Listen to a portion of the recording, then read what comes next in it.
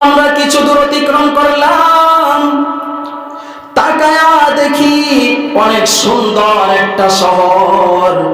যেই শহরের এক একটা ইট স্বর্ণ দ্বারা তৈরি, এক একটা ইট রূপা দ্বারা তৈরি। সুবহানাল্লাহ। আমি জিজ্ঞাসা করলাম, এই শহরটা এটা কাদের জন্য?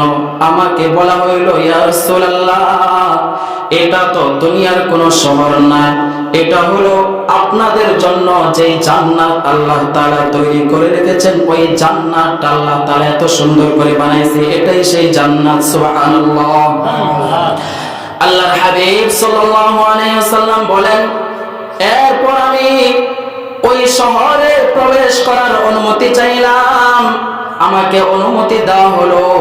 যখন ওই শহরের ভিতরে আমি প্রবেশ করেছি, প্রবেশ করার পর আমি হঠাৎ উপর দিকে তাকাইছি। তাকায় দেখি অনেক সুন্দর একটা ঘর। সুবহানাল্লাহ। যে ঘরটা আল্লাহ তাআলা সুন্দরভাবে সাজাইছে হীরা মণি মুক্তার দ্বারা।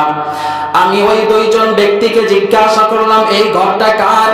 আমাকে বলা হলো, এই ঘর আপনি জান্নাতে আসার পর আপনি যেই ঘরে অবস্থান করবেন, এই ঘরটাই সেই ঘর আল্লাহ তাআলা আপনার জন্য তৈরি করে রেখেছেন। নবীজি সাল্লাল্লাহু আলাইহি ওয়াসাল্লাম ওই দুইজন ফেরেশতাকে বলল, তাহলে আমাকে একটু ওই ঘরের ভিতরে নিয়ে যাও, আমি যাইতে চাই। ফেরেশতারা সাথে সাথে উত্তর দিল, না না, আপনার যাওয়ার সময় হয় নাই, আর কিছুদিন আপনি অপেক্ষা করেন, তারপরে আপনাকে ওই ঘরের ভিতরে নিয়ে যাওয়া হবে। সুবহানাল্লাহ। এবার ফেরেশতারা বলতেছে, ইয়া রাসূলুল্লাহ, ইয়া হাবিবাল্লাহ, প্রথম যে ব্যক্তিকে দেখেছেন, ব্যক্তিটা কাত হয়ে শুয়ে আছে, আর তার পাশে থাকাকালীন এক ব্যক্তি তাকে এরকম ভাবে পাথর দ্বারা আঘাত করতেছে আর মাথা চূর্ণ বিচূর্ণ হইতেছে।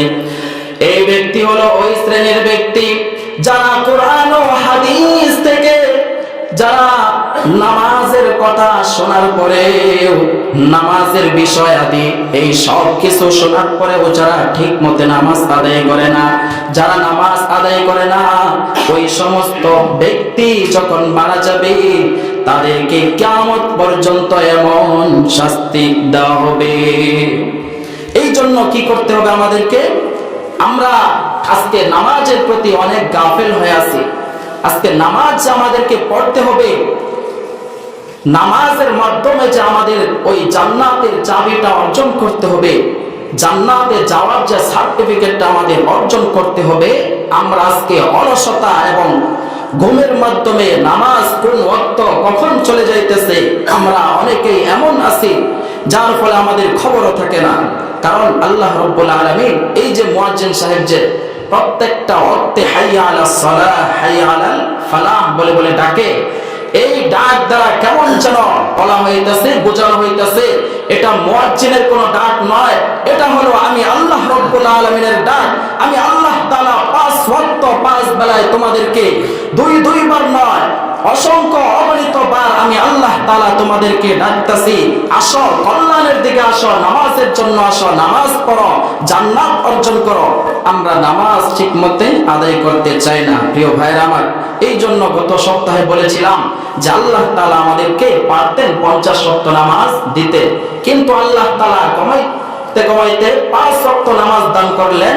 এরপর আল্লাহ তাআলা এত সুন্দর একটা অফার দিলেন আমাদেরকে, 5 ওয়াক্ত নামাজের মাধ্যমে আল্লাহ তাআলা 50 ওয়াক্ত নামাজের সওয়াব দান করবেন। প্রিয় ভাইরা আমার, জান্নাতে যাওয়ার জন্য, অর্থাৎ দুনিয়াতে আপনি যত সফল কাম হইতে চান না কেন, ওই সফলতা অর্জন করার জন্য এর পূর্বে কষ্ট করার কিছু শর্ত আছে, আছে না নাই?